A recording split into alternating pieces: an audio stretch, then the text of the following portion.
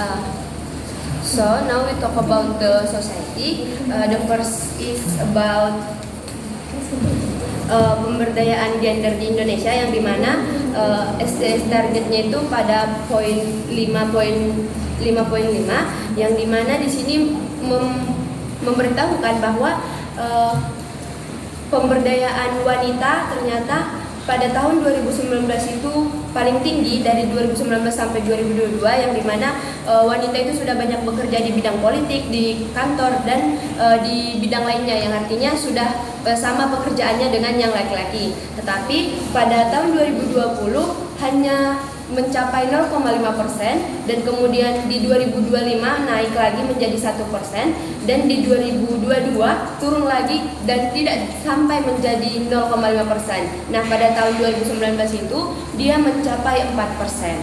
Kemudian yang kedua itu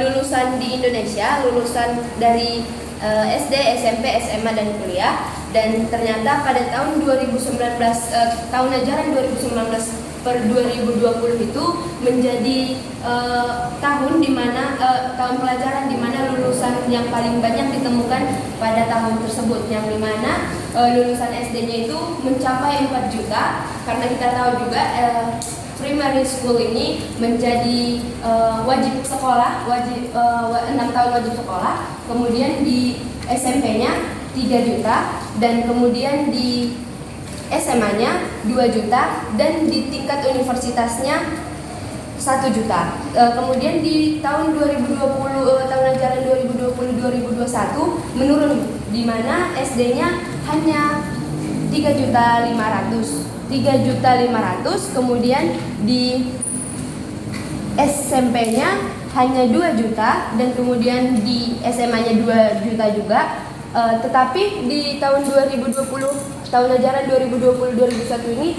tidak ditemukan data mengenai kelulusan di tingkat universitas. Artinya pada tahun itu sangat minim sekali yang lulus dari tingkat universitas tersebut. Nah, untuk SDS targetnya itu pada poin 4.4. Kemudian yang ketiga mengenai penggunaan PLN atau infrastruktur di Indonesia, yang dimana meningkat dari tahun ke tahun. Nah, di tahun 2021 itu mencapai 80 juta pengguna. Untuk SDS targetnya itu ada di poin 9A. Kemudian untuk yang keempat ada Customer Certification Server at BPOM, yang dimana kita tahu BPOM ini Badan untuk Penanggulangan Obat, yang dimana BPOM ini yang akan menjadi tanda bahwa makanan ataupun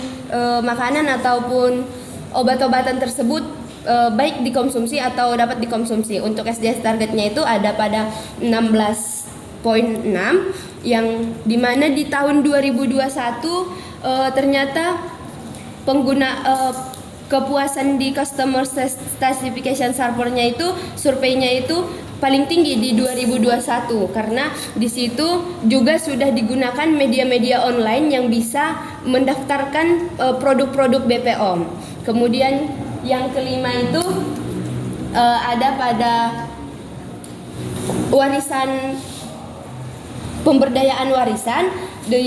Yang paling tinggi itu ada pada Italia, heritage warisan dunia, countries with the most civilization heritage, yang dimana pada warisan budaya yang paling tinggi itu ada pada Italia, yaitu sekitar 50%, dan yang paling rendah itu ada di Indonesia hanya 10%. Paling rendah Indonesia? Paling rendah di Indonesia hanya 10%.